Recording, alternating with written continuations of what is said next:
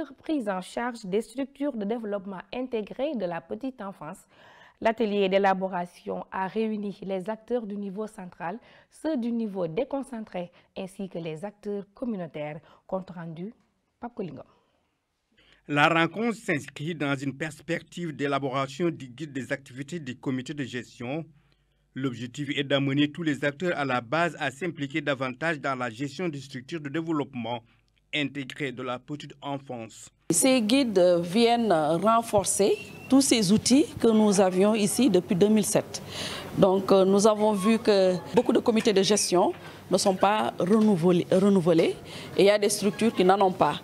Donc nous avons jugé nécessaire qu'il fallait renforcer les pratiques que nous avions ici. Comme cela a été fait au niveau de cet atelier-là, je m'attends forcément à ce qu'il y ait des ateliers de ce genre, allant dans le sens de rendre beaucoup plus, fins, beaucoup plus pointus les textes qui prennent en charge les réalités actuelles. Au niveau central comme au niveau déconcentré, les acteurs saluent cette approche participative et multisectorielle.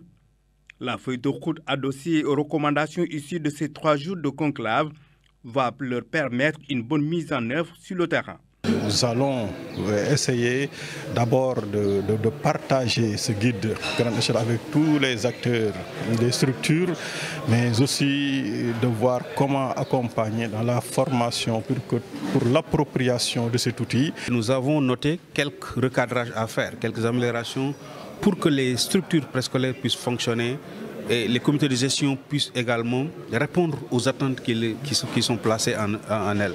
Si on continue d'accompagner l'agence dans le cadre du projet et si l'agence continue de faire un bon suivi, nous espérons que les résultats attendus seront au rendez-vous. Il nous faut 20% de réflexion et 80% d'exécution sur le terrain. C'est ce qui va nous permettre d'atteindre les objectifs et de pouvoir tous ensemble relever le taux brut de préscolarisation qui est de 18,2% en 2022, encore faible. L'évaluation des guides a permis de constater une nette évolution des pratiques et orientations de 2007 à 2021 avec l'intégration de beaucoup d'aspects permettant une prise en charge optimale des tout-petits.